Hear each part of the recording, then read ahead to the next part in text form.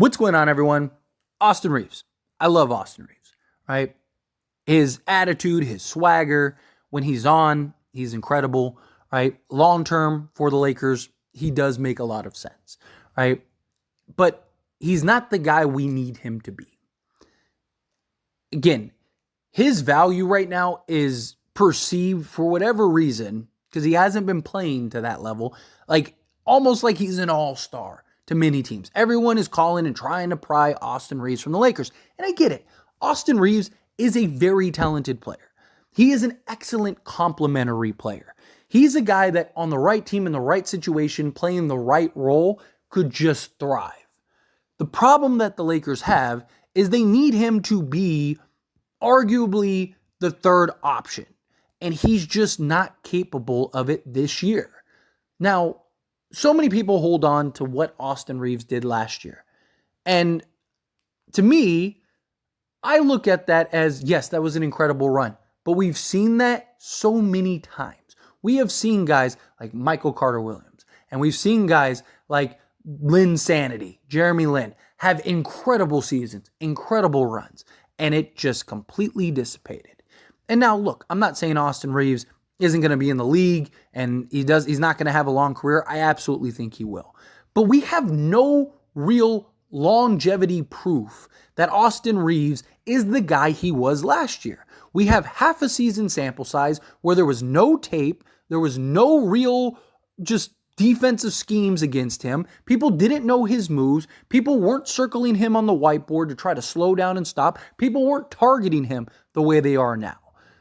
It was a completely different situation last year compared to this year. And I understand it. In the playoffs, he was excellent. He was spectacular. All of those things. We have no idea if he's going to do that again. So many people are leaning on, oh, well, he showed up in the playoffs last year. Again, he did, yes. But nobody cared about him last year. Now, teams care. And it's clear that it's bothering him and affecting him. He's also not playing the same way he did last year. He's not shooting anywhere close to that. He's been terrible shooting the three ball. Terrible. Right? Last season from three-point range, he shot 40%. This season, he's shooting 35%. And that's the problem, is we're holding him in this belief that he is the guy he was last year. And I don't know if he is. Is he as bad as he's been this year? Maybe not. But he's clearly not as good as he was last year. And so, where is he? That means he's probably somewhere in the middle. And eventually what's going to happen is other teams are going to realize that and go, all right, he's just a role guy. He's just your fifth, sixth best player, whatever, right? Alex Caruso, ton of value, excellent player. Every team in the league would love Alex Caruso, right? But when he was on the Lakers, he wasn't our third best player. You had LeBron James, Anthony Davis, you had KCP, you had Rondo, you had Danny Green, you had Kyle Kuzma, right? Dwight Howard. Like, you had so many other guys that had so many other impacts. Caruso was another guy that was a high-level role player. Austin Reaves is showing that that's what he is. He is a very high-level, blue chip role player, rotation guy. If he's your, fourth, fifth, sixth, seventh best player, you're probably very good. But if he has to be your third best player, he just hasn't been that. And my thing is sell high. Sell high on him while you can. Because eventually what's going to happen is you're not going to be able to sell high on him. And he's just going to have the value that he is. There's all this talk about, well, he's on just such great value. He's making, $12.5 million a year or whatever. He's playing like a $12.5 million a year player. He's a huge liability defensively. The Lakers are 7 points better when he is off the court than when he's on it. The Lakers are actually a better team when when Reaves doesn't play compared to when he does play. And my thing is, like, the Lakers are so adamant about trading D'Angelo Russell, which I get and I understand, but the real prize is Austin Reaves right now. And look, maybe Austin Reaves, let's say the Lakers do trade Austin Reaves. Maybe he goes to a team and becomes a superstar. I don't believe that happens. I don't. He's like, he's not a top 30 player. Is he a top 50 player? Like, where is he? And you have an opportunity to get a real longevity, like DeJounte Murray, for example. There are reports that the Lakers could get DeJounte Murray done right this second if they gave up Austin Reaves. Austin Reaves is not better than DeJounte Murray. And I'm not even big on DeJounte Murray with the Lakers because I worry about the fit. But there's no doubt DeJounte Murray is better than Austin Reaves. So if you can get the better player and not have to give up as many assets in the deal, you win the deal. If Austin Reaves goes to Atlanta and he becomes an all-star, good for him. I'll be rooting for him. I absolutely will. But guess what? D'Lo's been an all-star, right? DeJounte Murray's been an all-star. And I understand that they want to trade D'Lo. You could trade Reaves, go get DeJounte Murray, and then still trade D'Angelo Russell. You still have flexibility. But if you can keep a first or something, or your pick swap, something like that, then that gives you more power to go make other moves. Or there's talks that the Lakers, they want to make, they kind of are considering going into the offseason and having 3 firsts, right? Because what if a guy like a Donovan Mitchell or Trae Young or somebody becomes available, some other star becomes available, then now they can put their hat in the ring.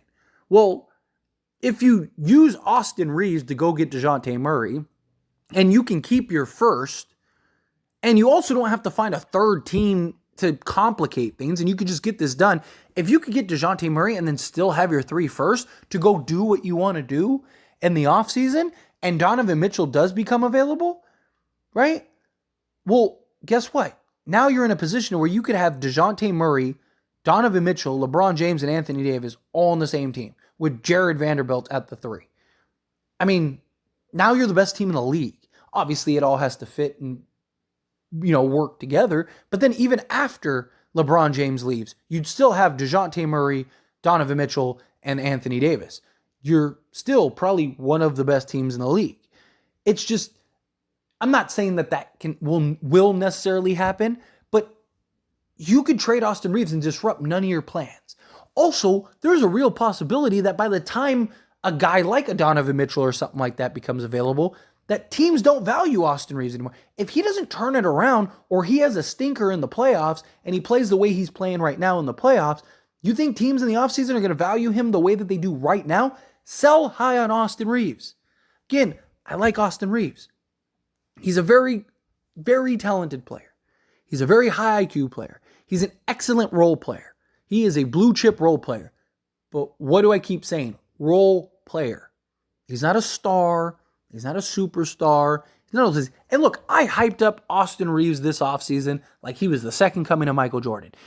Go back and watch some of it. Now, what has happened with Austin Reaves and all of those videos, I said was very possible to happen. And I had many people tell me no and all that stuff. And I said, hey, don't be surprised because he's going to be on the scouting report. He's going to be on the whiteboard. Teams are going to be locked in, focused on trying to slow him down. And guess what? That's what's happened.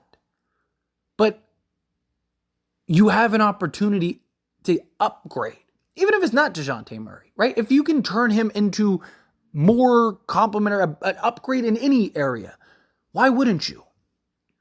Right? Austin Reaves, I understand you want the flexibility, you want all those things, but you can still have that and maintain that. I like Austin Reaves, but he went undrafted for a reason, right? Every now and then, yes, there's that gem, and Austin Reaves is definitely that gem, but he's never going to be, or more likely than not, never say never, but he's more likely than not never going to be a top 20 player. He's never likely going to be a top 15 player. He's never going to be that guy. And I'm not saying that a DeJounte Murray is that guy either, but he is an upgrade and he is a bigger, just better long-term answer. If DeJounte Murray was 32, I'd probably be like, no, keep Austin Reaves. But he's 27. He's only 2 years older than Austin Reaves. If Austin Reaves was 19 and playing the way he was playing, or even like early 20s, say 21, 22, I'd probably say, no, keep him because he has plenty of upside. He's 25. He's closer to his ceiling than he is to his floor, right? Like, and so how much better is he going to get? He doesn't have elite athleticism.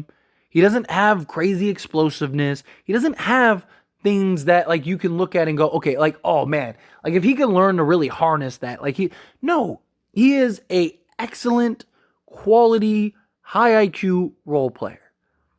If he is your 5th, 6th best player, then you're probably very good. Right? And I also understand that the Lakers are probably looking at it as like, okay, if we just continue using DeJounte Murray. If we get a DeJounte Murray, that's a point guard. Then we don't really need D'Lo, right? Because D'Lo is best at the point guard role. He's had his emergence, and D'Lo's been best because he's gotten to play point guard. He's gotten to have the ball in his hands, and he's thriving. So it's like, okay, if you get DeJounte Murray, now D'Lo has to go back playing off ball. But again, you could trade him. You could still trade D'Lo. You don't have to keep D'Lo if you don't want to.